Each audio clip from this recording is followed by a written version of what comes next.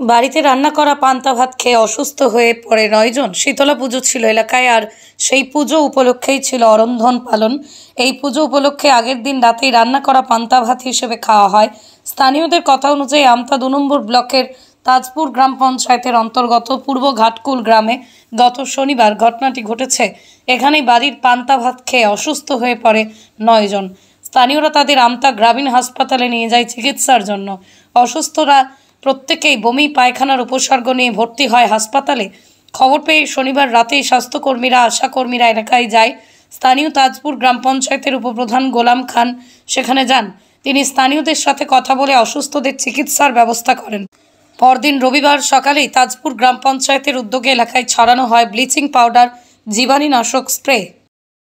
এরকম পায়খানা বমি হচ্ছে, ভাত খেয়ে 5টা থেকে আরম্ভ হয়েছে বললো। আমি তারপরে ওইটা দিয়ে ডাইরেক্ট চলে গেছি। ওই যে রান্নার ভাত খেয়ে ঠান্ডা উপসে, ওই ঠান্ডা উপসের ভাত খেয়ে হয়েছে বললো। তো রান্না করে রেখেছিল চুবড়িতে বা চাপা দিয়ে রেখে দিয়েছিল। এবার খেয়েছে, খেয়ে খাওয়ার পরই 5টা থেকে আরম্ভ হয়েছে। 9 জন হয়েছিল। তারা সবাই কোথায়? এখন আমতার হাসপাতালে। হাসপাতালে আপনি কে হন? আমি মেয়ে হই। মেয়ে হন, ওটার নাম? ছবি হাজরা। এলাকায় শীতলা পূজা প্রতিবারে যেমন হয়, এবারেও ঠিক একইভাবে হচ্ছিল। তো শীতলা পূজার ওই খাবার খেয়ে, রান্নার খাবার খেয়ে ওখানে সকলেই খেয়েছে। একটা পরিবারের শুধু কিছু মানুষের 9 জনের শরীর খারাপ হয়েছিল। তো আমরা খবর পাওয়ার সঙ্গে সঙ্গে আমাদের আশাকর্মী এবং আমাদের যারা বিএমএইচ থেকে শুরু করে পঞ্চায়েত থেকে শুরু করে সকলে সেখানে হাজির হয়ে তাদের ওষুধের ব্যবস্থা এবং সকালে ব্লিচিংয়ের ব্যবস্থা সমস্ত কিছু আমরা করেছি।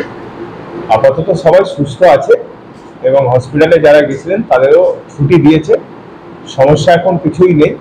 আমরা সবাই ওই জিনিসটাকে দেখছি যাতে আগামী দিনে না বাড়ে, সেই দিকে আমরা লক্ষ্য রাখছি এবং পুরো এলাকাতেই আমরা একটা স্যানিটাইজার এবং স্প্রের ব্যবস্থা করছি যে ওই জীবাণু না অন্য কোথায় ছড়িয়ে পড়ে।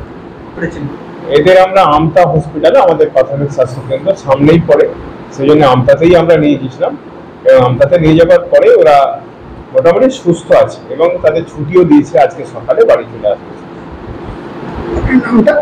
আমার নাম গোলাম খান, আমি তাজপুর গ্রাম পঞ্চায়েতের উপপ্রধান, সেই সঙ্গে সঙ্গে হাওড়া জেলা গ্রামীণের সম্পাদক। ব্যুরো রিপোর্ট, আমার কলম।